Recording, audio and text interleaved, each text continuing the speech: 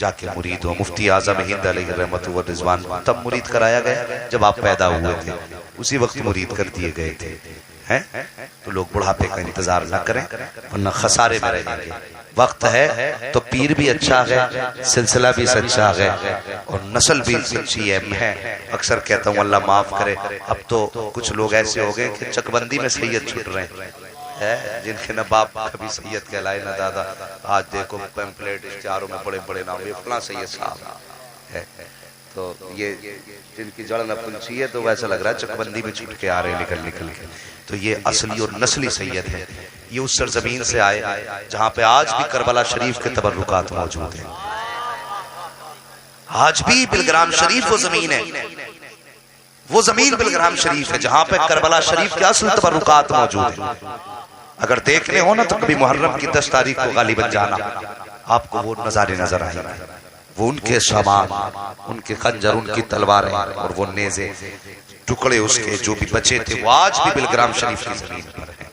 तो ये असली और नस्ली सैयद है। तो ख्याल करना, जिसको भी मुरीद होना इंशाअल्लाह वो हजरत के हाथ में हाथ देंगे। ठीक है जी।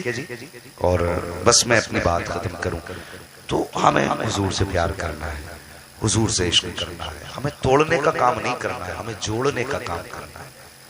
अगर कोई पीर आपसे कहे कि मेरा हो कि उसकी ना सुन, और वो भी सुन्नी सहीउल अकीदा है, तो समझ जाओ वो ठीक है, ये गलत है। जो तोड़ने की बात करे वो सही नहीं है। हमें उस आदमी को सीने से लगाना है जो हुजूर की उम्मत को जोड़े, और इतना भी जोड़ने वाला ना हो कि जी हम तो किसी को ही बुरा ना कहते। ये भी खतरनाक है।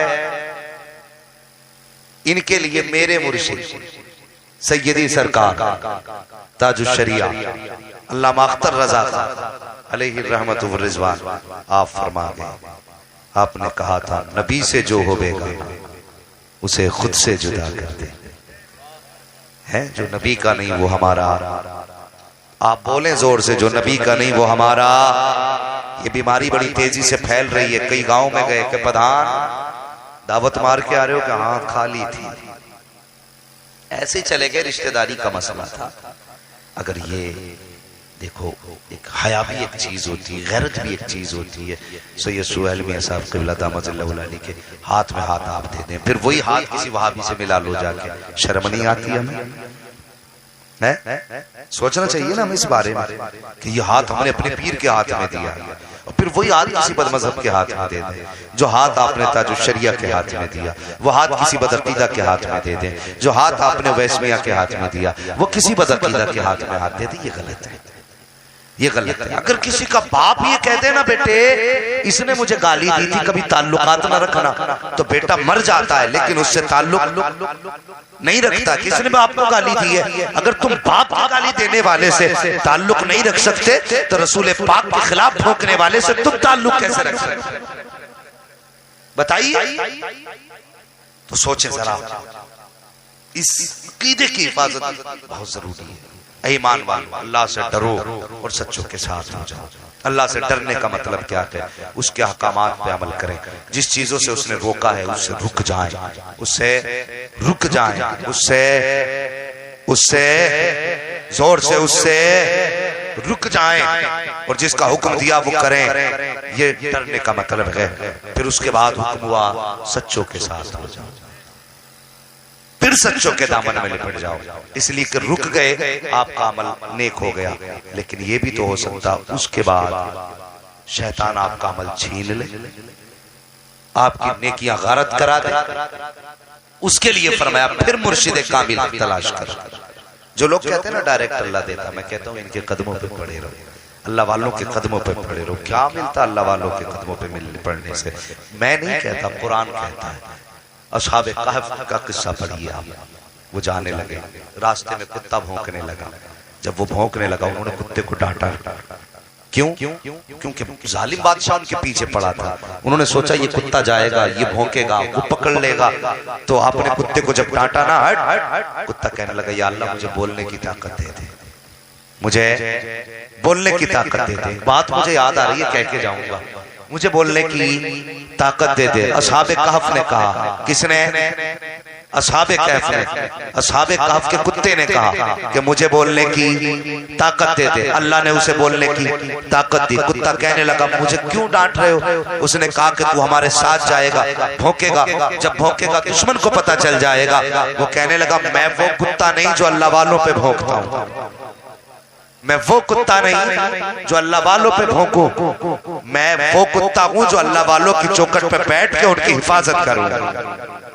इतना कहा, आपने कहा ठीक है। कुत्ता साथ ले लिया, उन्होंने लेके चले गए। आप गार के अंदर इन उलमा से पूछिए, तकरीबन 300 साल सोते रहे। कितने 300 साल तक सोते रहे। और कुत्ता भी बैठा रहा, कुत्ता भी बैठा रहा 300 साल तक। 300 साल के बाद जब वो उठे तो कुत्ता भी उठा, कुत्ता भी उठा। एक कुत्ता अल्लाह वालों की चौखट पे 300 साल तक बैठ के पहरा दे, अल्लाह उसका कुरान में जिक्र कर देता है। अगर कुत्ता वली की चौखट पे बैठे तो कुरान में नाम आ जाता है, अगर इंसान वली के कदमों में बैठे तो फिर जन्नत में नाम क्यों नहीं? ये इनकी निस्बतों के फायदे, इनके कदमों से वाबस्ता रहिए, इनसे जुड़े रहिए और इनके साथ जिंदगी गुजारिए। कोई मुसीबत हो ऐसे लोगों के कदमों में जुड़िए, इनसे वाबस्ता रहिए। जलसे वालों, एक बात आपसे कह के मैं गुजरना चाहता हूँ। आपने बड़ी मेहनत की, इतना बड़ा पंडाल सजाया, लेकिन सिर्फ 2 बातें कुछ मिनटों में। सबसे पहली बात, माँ बाप की इज्जत करना। समझ रहे, माँ बाप की इज्जत करना। अगर अभी कह दूं माँ बाप के नाम पे बोलो जरा सुभान अल्लाह, माशाल्लाह सबने सुभान अल्लाह बोल दिया। मगर मुझे अगर मैं पूछ लूं कितने लोग माँ से पूछ के आए जलसे में, तो हाथ ना उठाइए, हाथ ना उठाइए, झूठे उठेंगे हाथ। मैं खूब जानता हूँ सब सच्चे नहीं होंगे, होंगे कुछ, मगर सब नहीं उठा पाएंगे। हाथ कभी जलसे में ना उठाया करो, और मैं उठवाना भी नहीं चाहता हूँ। बहरहाल अपने गरीबान में जाके और ये सोचे कि हम माँ से कितनी मोहब्बत करते हैं। बंदा आके कहता है उसके मरने के बाद, कहता हजरत जी माँ की शान बयान कर दो, बड़ी याद आ रही है माँ की। वो यार कभी जिंदगी में पूछ ले अम्मा की शान क्या है? 40वें की फाता देखो ना तो पूरे तख्त भर दें थाल से, पान भी दिखाई दे जा 40वें की फाता में। भाई ये पान क्यों आया? अब्बा पान भी खाते थे, मैंने ये भी ला के रख दी। एक जगह फाता में सिगरेट रखी, मैंने ये क्या कि अब्बा को सिगरेट बहुत पसंद थी, मैंने वो भी ला के रख दी। पान वहां रखा, सिगरेट वहां रखी, पूरा तख्त भर के रख दिया। मैंने कहा क्यों यार इतना लंबा इंतजाम किया? कि अब्बा को जो जो पसंद था मैंने सब ला के रख दिया। मैं सोचने लगा या अल्लाह ये औलाद है 40वें में लाख के बाप की फिक्र कर रही है। इससे अगर पूछे कोई बता जिंदगी में कभी इसकी जरूरतों का ख्याल किया कि नहीं? जब तू परदेश से आया तब तुझे ये याद था कि नहीं कि बाप को क्या पसंद है? आज तूने बेमौसम का फल ला के रख दिया। मौसम नहीं है लेकिन आम रखा हुआ है, मौसम नहीं है तरबूज रखा हुआ है, सारा सामान ला के सजा दिया। ये तेरे बाप को पसंद था। मुझे बता तो सही, जब तू परदेश से आया करता था तूने 300 रुपए किलो की मिठाई बीवी के लिए खरीदी, तूने 400 रुपए का सामान बच्चों के लिए खरीदा, क्या 10 रुपए का फल तूने बाप के लिए भी खरीदा कि नहीं? तुझे ये ख्याल आया कि नहीं आया कि मेरा बाप बचपन में मेरा ख्याल करता था, आज मुझे उसका ख्याल करना चाहिए। और तू तो घर में भी आया तो इस हाल में आया, तेरे जिस हाथ में सामान था उस पे तूने रुमाल डाल लिया ताकि इस पे बाप की नजर न पड़ जाए, ताकि इस पे माँ की नजर न पड़ जाए। अगर नजर पड़ जाएगी तो मुझ पर एतराज किया जाएगा। और खुदा के वास्ते माँ बाप की नजर पड़ने से नुकसान नहीं होता है, जिस पे उनकी नजर पड़ जाती है वो बर्बाद नहीं होते। अगर बर्बाद भी होते हैं तो उनकी नजर से अल्लाह आबाद कर दिया करता। कभी परदेश से आया कर तो उनका ख्याल करके लाया कर। अरे नबीन, अरे रिसालत, अरे गौसियत, जिंदाबाद जिंदाबाद। माँ का भी ख्याल किया कर, माँ की भी कदर किया कर। माँ वो जात है जिसने तुझे 9 महीने पेट में रखा, 2 साल तुझे हाथों में रखा, फिर 7 साल तक तुझे सीने से लगा के रखा, और उसके बाद मरते दम तक तुझे दिल में छुपा के रखा। माँ की जिंदगी का एक दिन बता दे जिस दिन उसने तुझे छोड़ा, एक दिन बता दे, कोई नहीं बता सकता। सारी जिंदगी ओ यार मैंने तो यहाँ तक देखा, माए अगर मौत का वक्त आ जाए तो बच्चा परदेश में होता है तो सब माँ को देखते हैं, लेकिन माँ उस बेटे की राह देखती है जो परदेश गया है। ये माँ का प्यार औलाद से है। तुमने इतना हक अदा किया माँ का, कभी हमने प्यार किया, आज जलसे में आके बैठे हो। कभी माँ को सताना मत, माँ को रुलाना मत, कभी उसे ताना मत देना। कभी वो तुमसे सवाल करे ना बेटे ये चाहिए, तो जवाब मत देना पलट के, जो वो कहे बस वैसे ही कर दो।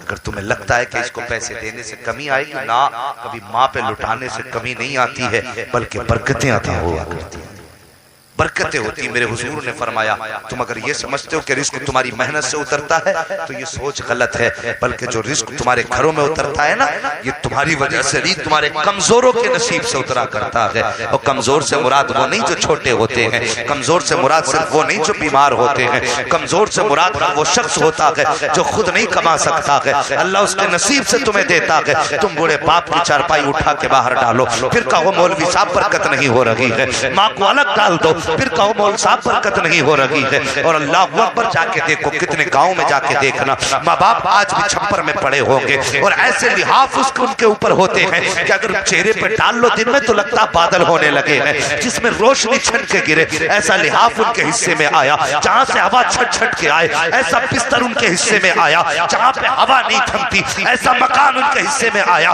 और वो जवान जिसे गर्मी की ज्यादा जरूरत नहीं थी, सर्दी से जिसका कोई नुकसान ना था, आज वो कमरे में पैक होकर सोता है। माँ बाप सिमटते रहते हैं, रात भर बैठे रहते हैं। अगर खुदा ने तुझे ये तौफीक बख्शी है कि तेरी नजर में हया है, तो आज के बाद अपने बिस्तर पे बाद में जाना, पहले बाप का बिस्तर चेक करना। अगर तुझे सर्दी लगे तो जाके देख मेरे बाप के बिस्तर में गरमाई है कि नहीं। मुझे सच बता, जब तू सोया करता था माँ उठ के छेंचे बाहर देखती थी, मेरे बेटे का पैर तो नहीं खुला है, मेरे बेटे का सर तो नहीं खुला है, मेरे बेटे के हाथ तो नहीं खुले हैं, कभी कंबल उड़ा रखी है, कभी लिहाफ डाल रखी है। मगर सच्चे दिल पे हाथ रख के बता, क्या एक रात तूने भी उठ के देखा है कहीं मेरे बाप का बिस्तर कहीं नीचे तो नहीं गिर गया है, कहीं लिहाफ तो नहीं सरक गया है, कहीं कंबल तो नहीं उतर गया है? क्या उठ के तूने भी चेक किया है उनके पैर तो नहीं खुले हैं? क्या उठ के तूने भी देखा है उनका चेहरा तो नहीं खुला है? ओ खुदा के वास्ते, सर्दी का मौसम है, अगर तू आधी नींद सो लेगा तो तेरा कुछ नहीं बिगड़ेगा। लेकिन दावे के साथ कहता हूँ, रात में 2 बार उठ जा, बाप का बिस्तर चेक कर ले। अगर बाप की आंख खुल गई उसका दिल खुश हो जाएगा। जैसे दिल खुश होगा जबान पे दुआइया जुमले आएंगे, इधर उसकी जबान से जुमले निकलेंगे, अल्लाह तेरी तकदीर के फैसले अर्शों पे फरमा दे। ये भी उठ के किया करो। हाँ, जब किसी बूढ़े को तुम आग बुझने के बाद राख के ढेर पे बैठा देखो, समझ लेना बेटे ने दुख में रखा है। हाँ, वो तजर्बे की बात बता रहा हूं जो शायद तुम महसूस भी ना कर सको। अगर आग बुझने के बाद किसी बूढ़े को राख के सहारे बैठा देखो, समझ लेना इसके घर में इसकी कोई इज्जत नहीं है। वरना राख के सहारे कौन बैठता है भाई?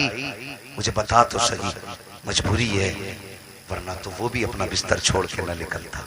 खुदा के वास्ते, तुमने अपने लिए 1800 के जूते खरीदे, काश 1100 का कंबल बाप को ला दिया होता।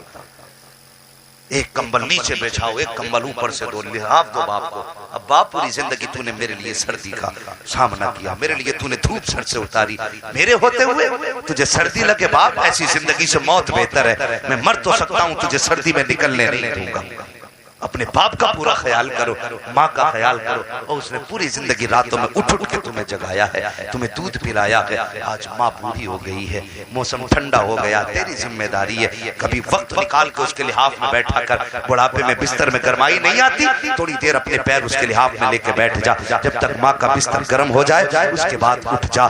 कम से कम माँ बाप के बिस्तरों का भी ख्याल किया करो, इनकी गरमाई का ख्याल किया करो, इनके लिए इंतजाम करो। अगर तुम बेटे हो ना, मैं कहता हूँ सुनो, तुमने हजार शुअरा पे लुटाए, हजार रुपए खुतबा पे लुटाए, ये ठीक है अपनी जगह, लेकिन मुझे जरा सच्ची बता, क्या कभी खड़े होकर बाप से तूने ये कहा अब्बा जी आज तुम बैठो मैं तुम पे पैसा लुटाऊंगा? मुझे तुम्हारी जवानी की मेहनतें याद आ रही है, वो बचपन का प्यार याद आ रहा है, मुझे वो दिन याद आ रहा है जिस दिन मैंने कहा था बाबा मुझे मेला देखने जाना है, तो तुम्हारे पास गाड़ी नहीं थी, तुमने मुझे अपने कांधे पे बैठाया था। आज बेटा बाप को 4 पहिया गाड़ी में बैठाने तैयार नहीं, लेकिन इसी किसी बाप ने तुझे, तू बचपन में था, छोटा था, तो तुझे 6-6 किलोमीटर कांधे पे बैठा के सफर कराया है, फिर भी कहता मुझे बाप की सूरत अच्छी नहीं लगती। शर्म नहीं आती? फूट नहीं जाती तेरी आंख? जिस आंख से तुझे बाप का चेहरा अच्छा नहीं लगता, कैसे कह देता है बेहया मुझे बाप का चेहरा अच्छा नहीं लगता है? तुझे शर्म क्यों नहीं आती है? और तूने एक दिन कह दिया था अब्बा मुझे जूते चाहिए।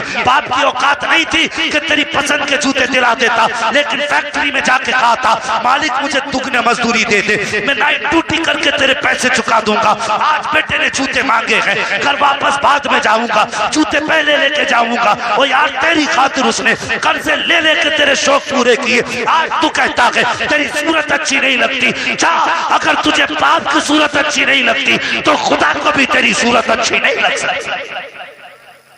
दावे के साथ कहता हूं, अगर तुझे बाप के चेहरे से नफरत है ना, तो फिर जन्नत को तुझसे नफरत है।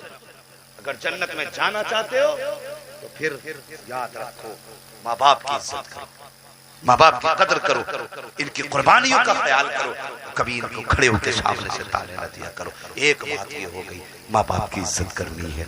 दूसरी बात, बस आपस में प्यार मोहब्बत इत्तेफाक कायम करो। है वो कई जगह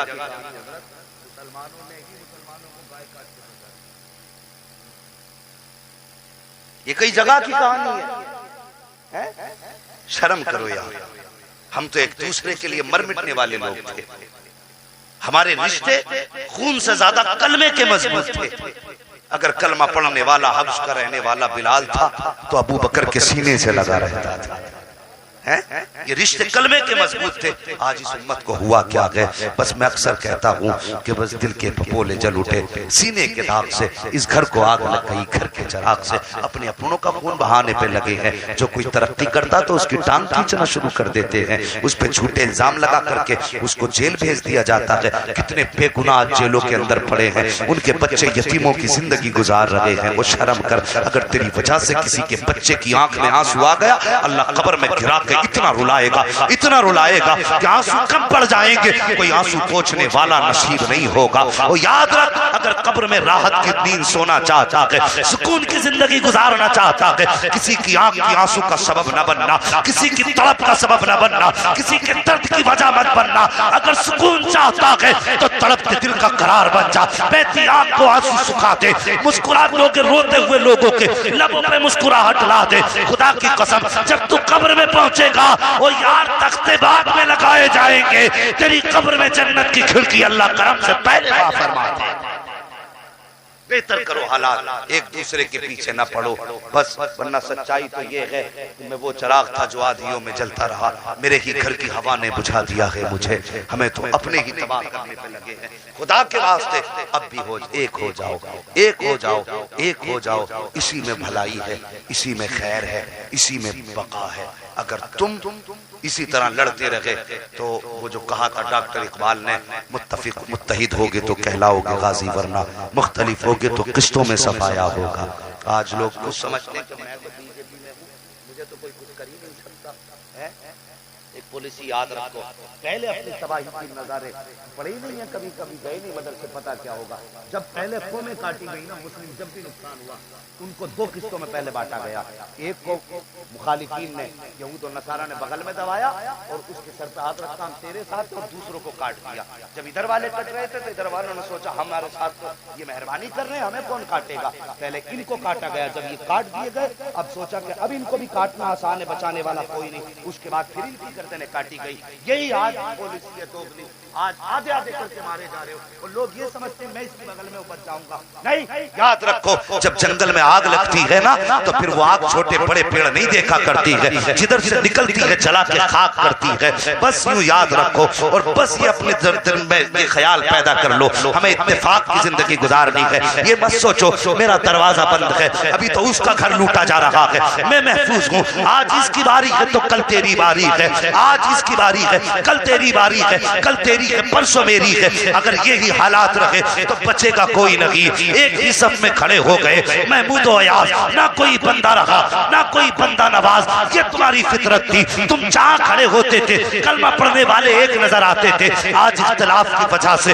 हम तबाह होते जा रहे हैं, बर्बाद होते जा रहे हैं। और यार तेरे भाई ने इंच भर जगह ले ली है तो तेरा क्या बिगड़ गया? गया, तूने उसको तबाह करने के लिए, फंसाने के लिए लाखों रुपए लगा दिए। इतने की तो बीसा भर जमीन ले लेता जितना तूने जेल में डालने के लिए मेहनत की है। जाओ आज जाके कोर्टों में जाके देख लो, तहसीलों के चक्कर लगाओ, वकीलों के बिस्तर देखो। एक भाई इस वकील के बिस्तर पे है, कहता उसे अंदर डालना है। दूसरा भाई इस वकील के बिस्तर पे है, वो कहता पैसा जितना चाहो इसे अंदर डाल दो। ओ यार, एक दूसरे को तबाह करने पे लगे हो। तुम्हें क्या लगता है तुम्हें कोई नहीं देख रहा है? अगर एक गरीब है उसका कोई सुनने वाला नहीं है तो याद रख, जिसका कोई सुनने वाला नहीं उसका सुनने वाला मदीने वाला मोहम्मद रसूलुल्लाह है। अगर तू गरीब को सताएगा और ये समझेगा कोई हमदर्द नहीं है तो ये तेरी खाम ख्याली है। जब भी गरीब तड़पता है मदीने से आवाज आती है, खंजर चले किसी पे तड़पते हैं हम अमीर, सारे जहां का दर्द हमारे चेहरे।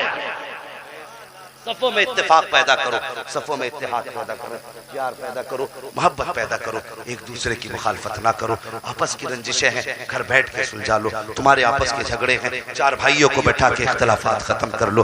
खुदारा कोर्ट कचहरी तक ना जाओ, कोर्ट कचहरी के चक्कर ना लगाओ। तुम तो वैसे ही निशाने पे हो, इतनी सी बात पे तुम्हारी नस्लें तबाह की जा रही हैं। खुदारा समझो, किस दिन समझोगे, न समझोगे तो मिट जाओगे हिंदी मुसलमानों। तुम्हारी दास्तान तक भी न होगी।